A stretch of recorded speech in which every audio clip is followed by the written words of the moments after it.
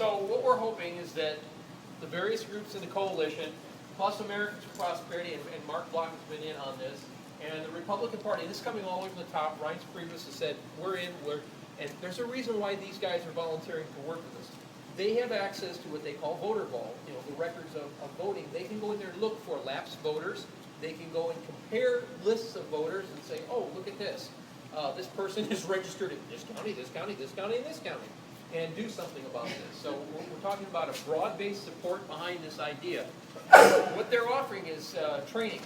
They're offering to do the training. It's not going to cost anything, but what we're looking at is statewide, getting our groups involved, getting people, like my group's got a 2,700 person email list. We want to hit that and see how many of these people can we get involved in this one project. And the idea being at some point to go in on September 14th and November 2nd, have these people involved and doing poll watching and checking. There's some consultants that have offered to step up. We're watching stepping up. The Attorneys Republican Party. Okay, poll watchers, what you can do is you can call in lawyers. And there's the Republican Party. This is one of the things they're offering. They're saying they will have their lawyers standing by so that if you call, let's say you're at a poll watching in Hales Corners and you see something clearly fraudulent, they will send a lawyer out right away and come out there and be able to tell those folks, now here's the deal, here's the law, this is what we expect, bring the police in, make their complaint, that sort of thing. So they've got that. You can challenge a voter through the precinct captain. This is one of the things they'll teach how to do it. Anybody can challenge a voter. And since the voter law did not get passed this year that could hit you with $100,000 in 3 years for unsuccessfully challenging a voter, we can still do this. Hallelujah.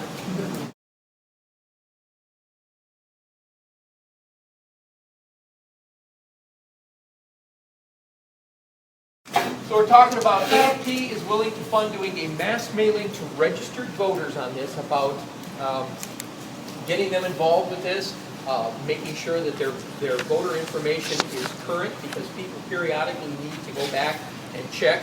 I found, before we bought the house I did 4 years ago, we lived in a brand new condo, first people to live in it. I went to vote and found 12 people registered at my address. And I'm my wife and I are the only people who lived there. Yet 12 people were registered to vote. I couldn't believe it. And they said, wow, you must have a big family. And I'm looking at the names going, no, there's nobody named Nguyen and Din and that sort of thing in my family. So that's the kind of thing we need to clean up. People need to be aware of that. Go in and check. Who else is registered at your place and ask to have them tossed off. Work with the media on this and then the district attorneys. We try to get them involved early and get them fired up about this and say, look, we know you're shorthanded.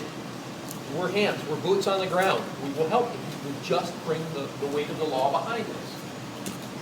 One of the things we're going to do is take these addresses that people give, and we want to send out a postcard that says, you need to call and confirm this. And if you haven't called, well then it could get tossed out. Because we want to, and we're also looking for is when you send these cards out, they'll come back if it's an undeliverable address.